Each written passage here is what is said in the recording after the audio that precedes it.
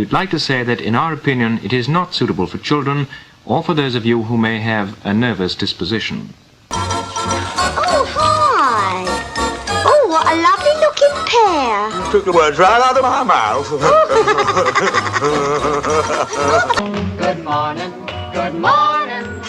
It's great to stay up late. Good morning to you. Hello boys and girls, it's Gary again here. Hope you've had a good week. Now, I've got little money. What? Oh, I've got little money left, so I'm going to try my utmost not to swear this week after the Tony Blair fiasco and, more important, David Cameron. What did you think of this David Cameron? I mean, the news has sort of dropped it. It's like, yeah, just let him get on. I just had a thought on this one. They seem to put him in place because there's a buffoon in charge. There's been a few buffoons before him. He does look the best job to be a Prime Minister, even if he's a complete wally. No, he's not a wally, he's a dickhead. So anyway, it was just my thought on that. I reckon there's a plan ahead for next year's election where this Sunak guy will be kicked out and he will be in charge. Let's face it, it's an absolute shit show. I can say shit show because I've had the bots. And that's why I've not shaved. I couldn't be bothered. I still feel a little bit rough this morning. Now, we're going to be talking about E-numbers in Food for Thought as well this week. So we've been going through some of the bits and pieces they keep adding to our food. Now we're going to actually have a look at what some of these E-numbers mean. Where do they come from? Who approves them? I'm still trying to figure that one out. And I might, if I get time, have a look at this hexene. Wow. Bloody wow. Now, also, I'm going to have a little look at fluoride. I might actually put it in Food for Thought as well. I've got a nice little film review for you today as well. So, I kept saying as well, hang on, maybe I need a cider. I know, it's the first one I've had in ages. No. Knight Rider, Ghostbusters, A-Team, or, oh, you can't do that because that's Back to the Future. So I think it's going to be the A-Team.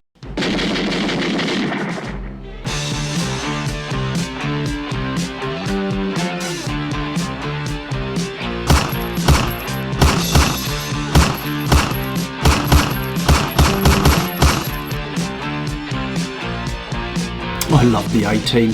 Don't watch it now, it's very childish and the film was rubbish. Now, Food for Thought we're going to start with this week.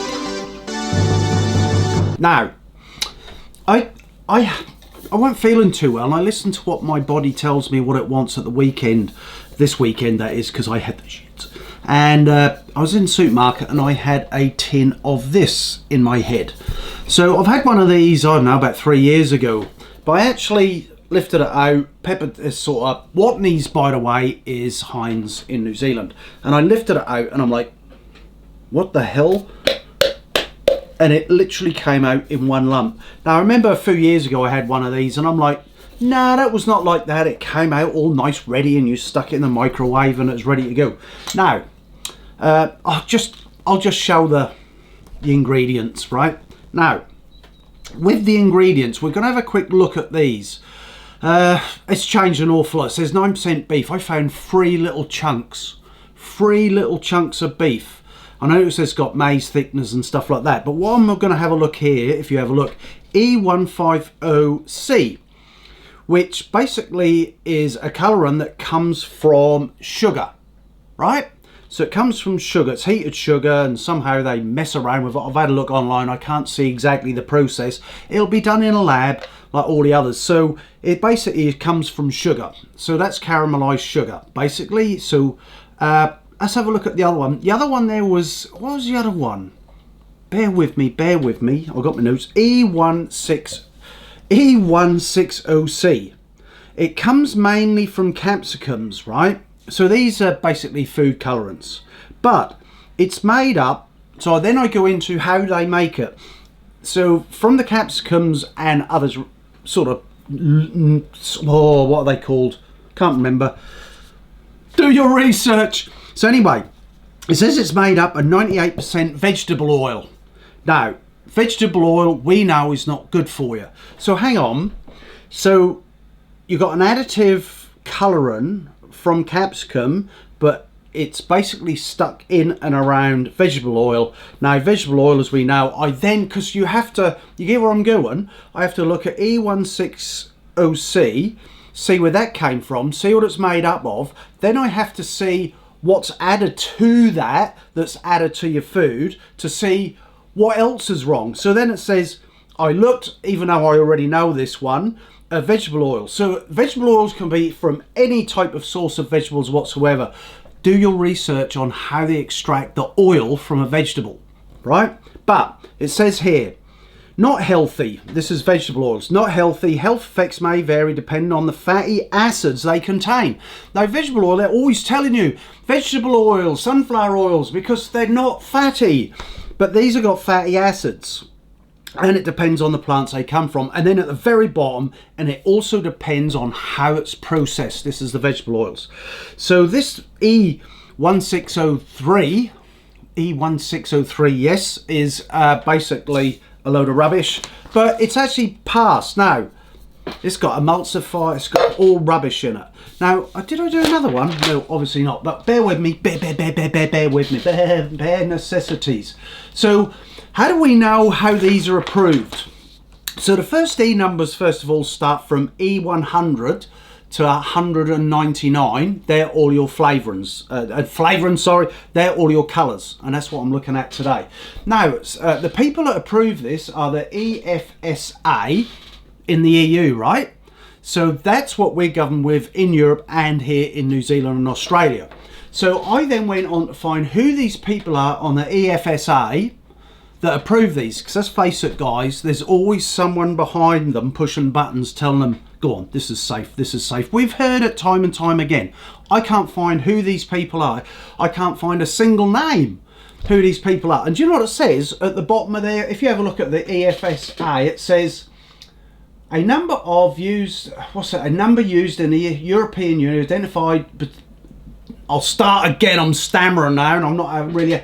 A number used, so E number, a number used in the European Union to identify permitted food additives. An E number means that an additive has passed safety tests, has been approved to be used. My God, these are all made in labs. It's not like they just extracted something like this yellow, well, we'll just extract that. It's bullshit. So that's the first one. Let's just have another little look at the label. Come on, guys. The rest is rubbish as well. And do you know, back to me, Les. Now, the thing I'm saying here is, I used to have this and quite like this every now. It's my, I suppose, chicken soup. When, look, I'm not firing on all four cylinders. I've had the fucking shits, man. Oh, I'll owe you, Les. I'll owe you. What I'm saying is, they creep in, don't they? You've seen it before where people go, God, I used to really like that, but they seem to have changed the flavours. It's only for cheapness. It's only ever for cheapness. So I've got less vegetable. I've got bloody hardly any vegetables or anything. It's got a malt. Honestly, it came out in a lump, like a sandcastle. So that's that one. I'm going to have a quick look at this hexan toxin, right? So how do you get... No. Stop everything. I want to play a clip of this doctor. So I went to medical school. Not once was nutrition discussed, and not once were we challenged as physicians or physicians in training to think, what is the root cause of my patient's issue? It's just, and this is important too, we need to know this as doctors. This is the drug that I give in this situation. So we know we have knee-jerk reactions. You got eczema, I know the drug for you. You got psoriasis, I know the drug. You got Hashimoto's thyroiditis or autoimmune thyroiditis, I got the drugs for you. But we never think, wait a minute, why do you have eczema? What's causing it? Why do you have depression? Why does anyone have anxiety, right? And that's where I think I went left when a lot of my colleagues went right. That's the question I think we need to be asking. Have you ever noticed, I'm sorry, I was sidetracked. Have you ever noticed when you go to the doctor, they give you a pill to keep you going? There's no cure on that pill to keep you going. Has a doctor ever said to you, you've got diabetes, so here's what you're going to do with your diabetes? Have they ever said, now we need to sit down and have a look at your health issues, we need to have a look at what you're eating, your dietary needs, and your exercise, and then we'll start from there? No, they just give you a fucking pill. That's it. You get where I'm coming from with doctors. I'm talking about the doctors in the cubicles. I've got to be very careful because I train a few doctors. They're not cubicle doctors. They're not your general practitioners. They actually know their stuff. And have helped me a few times as well. But that's the difference, isn't it? Between people working in hospitals trying to get people better so they can leave, and us going to a bloody doctor, and the doctor turn around and say, well, I don't know if I've got a pill for that one, just let me see.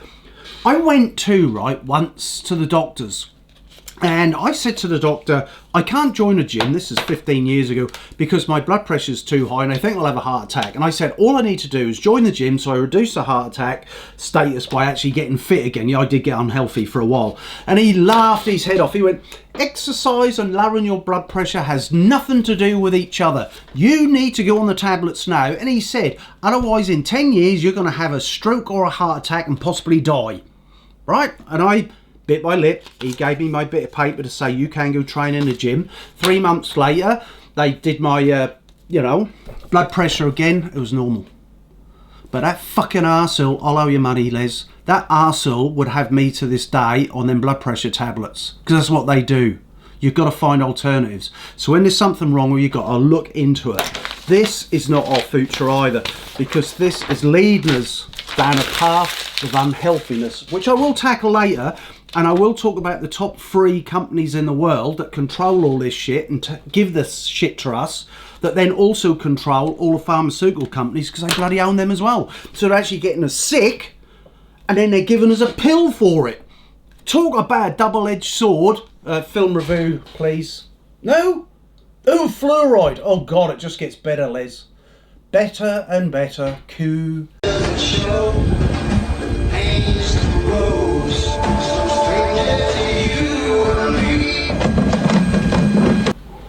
So what was that joke about, Les? I thought we were getting all serious. Yeah. Yeah, it was getting a bit heavy, I must admit. Oh, the phone? It's called an iPhone. Oh, come on, I think it's funny. Now, if we're going to have some of the comedy stuff, I reckon we should bring back our South African friend. I think so. Cool, thank you. Cool. Okay, Gary, here's a tough one for you. My wife sat down on the couch next to me as I was flipping the channel. She asked, what's on the TV? I said, dust. And that's when the fight started. That was a lot of shit, mate. No, it was rubbish. Coo, another one? Okay, coo. Hello, my little South African friend. Well done on the World Cup. Give me my joke. Hi, Gary. We were sitting on the couch the other day and my wife was hinting at what she wanted for her anniversary. And she said she wanted something shiny that went from 0 to 103 seconds. I bought her a shiny grayscale and then the fight started. So, can I just recap? Actually, Les, that wasn't very funny either. 2 dead ducks from Owen this week. Wait till I see him in the gym on Thursday. Now, can I just recap? I'm on the Bovril now, a different day.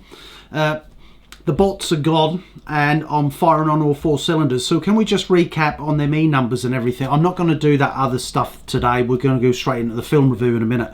Now, what I'm saying is with the E-numbers, it starts somewhere, but it doesn't start with the E-number. It starts far down the line. So I'm trying to backtrack every time. So on them 2 particular E-numbers, I found out what was in them, but then you have to go back how they were extracted, what they were in. Do you get where I'm going? Who approved these bloody things, and so on and so forth. And it's mind-blowing. So there's 100 E-numbers. I could spend 2 hours just trying to find out how one E-number is put together.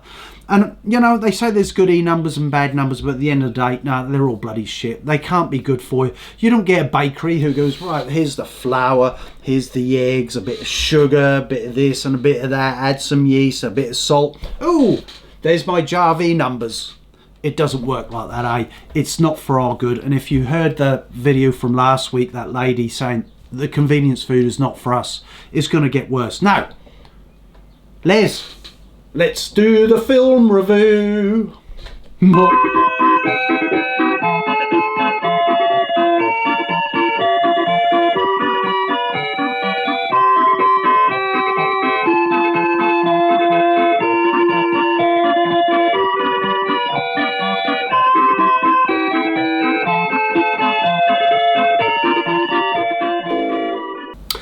So folks, in this week's review, we are going to look at The Crown. Now, I have to say, in previous episodes and series, I've enjoyed the early stuff because that sort of got a lot of distance to it. But this I find, oh yeah, it's really unnervy, cringy at times. There's a lot of stuff between Diana and Fayed. They're all romantic on a boat. They couldn't even get a bloody photograph. How the hell do they know what they were talking about?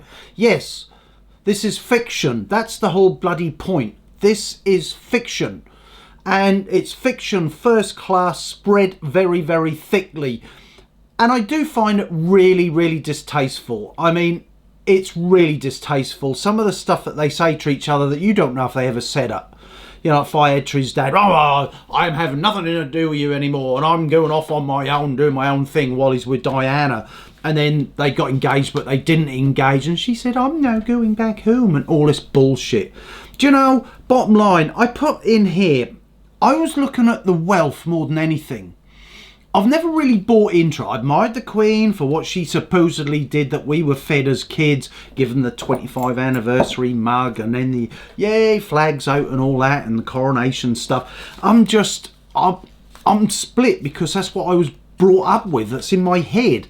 But in reality, when you actually look at Diana.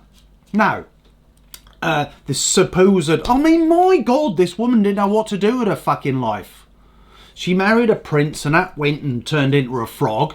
And she fucked around a lot. Don't get me wrong, she fucked around a lot. And she used the press a lot as well. But in the film, it's like, oh, the press are following me. My God, she used them. That one when she was sitting on that slide on the end thing of whatever and just sitting there all, oh, woe is me. That was staged.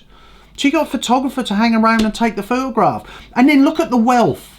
These are idle, rich people. Idle. She was idly rich, no difference than Fayed and all the others. Look, I mean, they had this big launch, right? Was Daddy's. Had a fucking swimming pool at the back. Really, Les? Hey, fool, answer the phone. That's a very strange Hey, fool, ringtone. answer the phone. Hey, fool. Yes, Miss Producer, I don't understand this ringtone. You're a royalist. Never mind, and get rid of that ringtone. I'm tough. No, it's true. Look, at the end of the day, they fly around in private jets, spewing out all this bloody crap into the atmosphere. No. Ugh. Go. I still like my iPhone, though. So you get where I'm coming from. And we, supposedly, as the common people, have got to buy into this crap. I'm not talking about the TV series. It was a lot of crap. And don't get me wrong, I thoroughly enjoyed it. I thought it was good acting, good locations and everything. Very, very boring in places, Fayed and Diana Fayed. And that was boring, I have to say. But it was put together very, very well. And they missed out the real important bits where they could have got to you through the funeral and stuff like that. And they zipped over that and that's gone.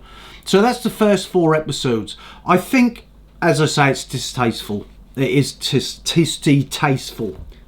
Need my teeth doing. Anyway, that's it. That's just my opinion. That's my opinion on the, not so much the royals, but these people. Have you seen, even then in the late 90s, so Little Son had a big small super yacht. And then he had a fucking launch that would pay off my mortgage on my house just to go to the bigger launch. With all these bedrooms and swimming pools and pillars and oak this and beams that. It's just vile in a time where there's so much poverty. There was a lot of poverty there. I know there's more now. These people were never taxed enough. And I've done this in previous episodes. And it just goes to highlight the idle rich. And we're supposed to look up to them. Fuck them. What's next, Les? We've got to have something else. Because I know we're going to do fluoride and fluoride's going to be in another one now. And then that toxic stuff. Is that it? Are we done for this episode? Oh, Hey, okay. fool, answer the phone. Not again. Hey, fool, answer the phone. Hey, fool, answer the phone. Hey, fool. What? No, I'm not standing up for the bloody national anthem. I did that as a kid, brainwashed. And at midnight, before we had all-night TV, the bloody programme would finish with God Save the Queen. And we're all supposed to stand up for it. Rubbish. Now King Charles is a wally. Bye. That's all this week. Next week we will tackle fluoride. We'll have another look at flu for 4. Oh, shut up with that bloody theme. Anyway, goodbye folks, hope you enjoyed this show. It's been a bit of a mishmash because I did have the shits. I know I'm mentioning it again. I'm just saying at the beginning of this was Monday, it's now Thursday. I'm on the water. On Monday I was feeling sorry for myself, so I had a food bloody cider, so my head was all over the show. I was dehydrated. I lost in 2 days 2.5 kg. That's how messed up my head was. So this week's been a bit of a mishmash. Just remember, E-numbers. Start from the bottom and look up to see who's saying that they're alright to eat. Well, if they were alright to eat, we'd have a jar of them, wouldn't we? Ta-da folks, see you next week.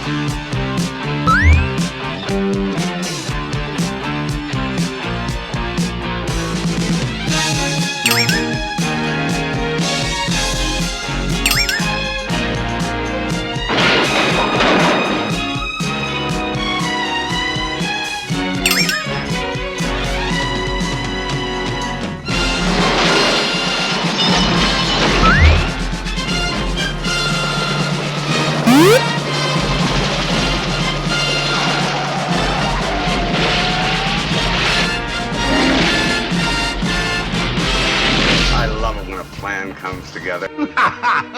Oh, go, Blimey.